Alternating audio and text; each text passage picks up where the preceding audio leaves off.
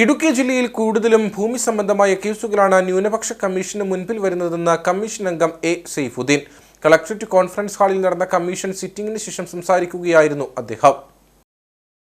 Civil സ്വഭാവമുള്ള 3 പരാതികളാണ് commission പരിഗണിച്ചത്. മൂന്നാർ പോതമേട് സ്വദേശിയുടെ പട്ടയം ലഭിച്ച 2.5 സെന്റിന് കരം തീർത്ത റവന്യൂ രേഖകൾ ലഭ്യമാക്കുന്നില്ലെന്ന പരാതിയിൽ ലഭ്യമായ സർവേ റിപ്പോർട്ട് നീതിയുക്തമാണെന്ന് കമ്മീഷന് ബോധ്യപ്പെട്ടു.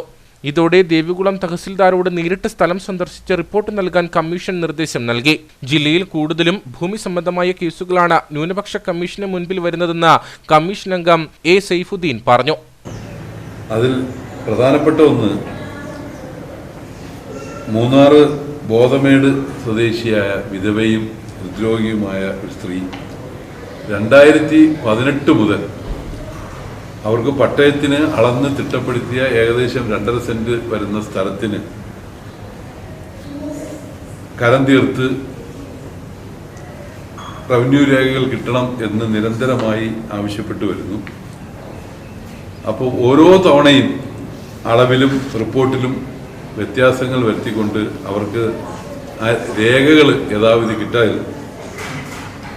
അപ്പോൾ കമ്മീഷൻ ഇടപെടലിനെ തുടർന്ന് സർവേ ചെയ്ത് പുതിയ റിപ്പോർട്ടൊക്കെ വന്നെങ്കിലും അത് നീതിയുക്തമാണ് എന്ന് കമ്മീഷന് തോന്നാത്ത സാഹചര്യത്തിൽ ഇന്ന് ഹാജരായ ദേവികുളം തഹസിൽദാർ അദ്ദേഹം 29/8 മാത്രമാണ് ഒരാഴ്ചയായിട്ടുള്ള ചുമതലയേറ്റത്.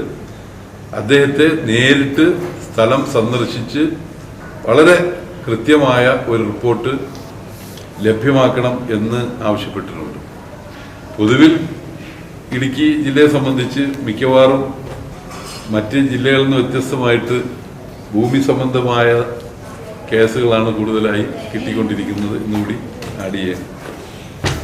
കോടാലിപ്പാറ കൽത്തുട്ടി സ്വദേശിക്ക് സഞ്ചാര സ്വാതന്ത്ര്യം നിഷേധിക്കുന്നുവെന്ന പരാതിയിൽ കൽത്തുട്ടി വില്ലേജ് ഓഫീസറോട് നടവഴിക്കുള്ള വീതി നിർണയിച്ചു നൽകാനും കമ്മീഷൻ നിർദ്ദേശിച്ചു.